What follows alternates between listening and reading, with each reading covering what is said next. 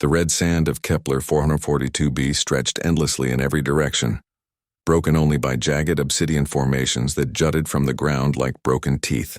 Ava had walked this patrol route 17 times in the past month, her boots leaving temporary impressions in the rust-colored dust before the wind erased all evidence of human passage.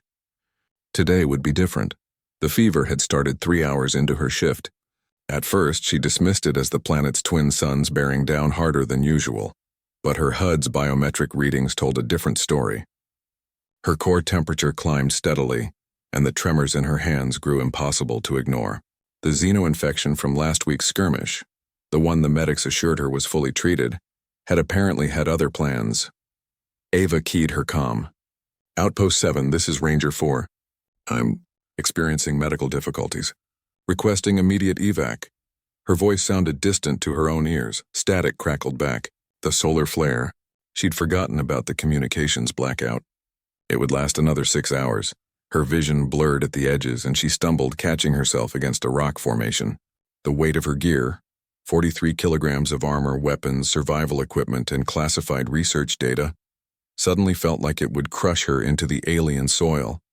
She managed another 100 meters before her legs simply stopped obeying commands. Ava collapsed face first into the sand. She rolled onto her back with the last of her strength, staring up at the violet sky. Through the haze of fever, she saw them approaching. A pack of Kepler's native fauna that the human colonists had nicknamed cubs for their deceptively cute appearance. They were actually apex predators, roughly the size of earth wolves, with 6 legs, crystalline eyes, and intelligence that made xenobiologists argue whether they qualified as sentient. Tor led the pack. Ava recognized his distinctive scarred snout, a mark from their first encounter months ago when she'd saved him from a collapsed mining shaft. The creature had never forgotten. As consciousness slipped away, Ava's last thought was bitter irony, saved by a human only to become a meal for the local wildlife. At least it would be quick. When the solar flare subsided and communications restored, Outpost 7 registered Ava's emergency beacon. The rescue team launched immediately, expecting the worst. What they found defied all expectations.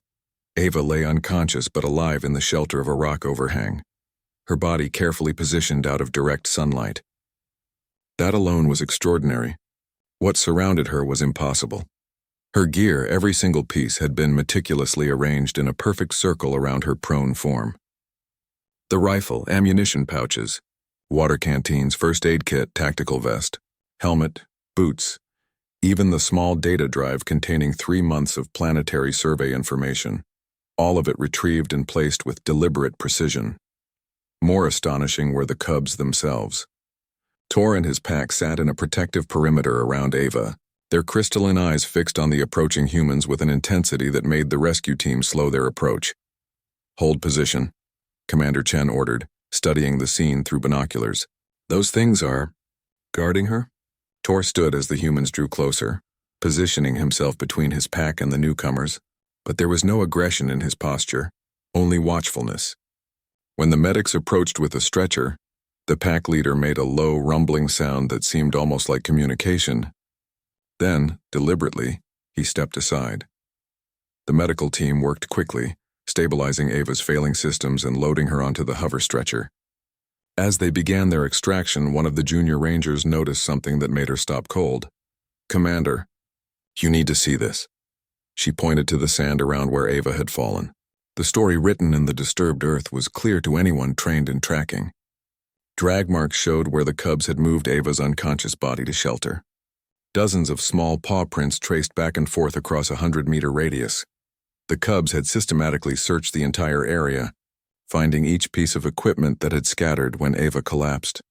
But most telling were the deeper impressions in the sand, places where the cubs had clearly struggled with the weight of human military gear, working together to drag rifles and armor plates across the unforgiving terrain. Some pieces showed teeth marks, not from aggression but from careful carrying, the way a mother cat transports her kittens. They didn't scavenge, Chen breathed, his decades of military experience failing to provide context for what he was witnessing. They rescued. As the human team lifted off, Tor watched from his rocky vantage point, his pack assembled around him. The crystalline structures in their eyes caught the setting suns, refracting light in patterns that seemed almost like thought itself. Ava woke 3 days later in the medical bay. The xeno-infection finally purged from her system. When Commander Chen explained what had happened, she lay silent for a long moment, processing the impossible. "They brought back everything?"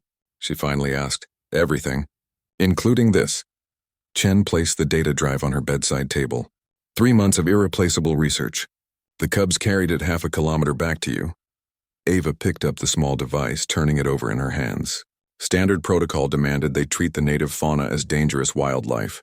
Keep distance, avoid interaction, shoot if threatened. She'd broken that protocol months ago when she'd pulled Tor from that shaft, and the brass had reprimanded her for it. "Permission to request a formal study of the Cub's cognitive abilities, sir?" Chen smiled grimly. "Already approved. Turns out when aliens organize a rescue mission for one of our soldiers, headquarters gets interested." He paused at the doorway. "The xenobiologists are calling it unprecedented cross-species cooperation. I'm calling it what it is." "What's that, sir?" "Proof that maybe we're not the only ones in this universe who understand loyalty."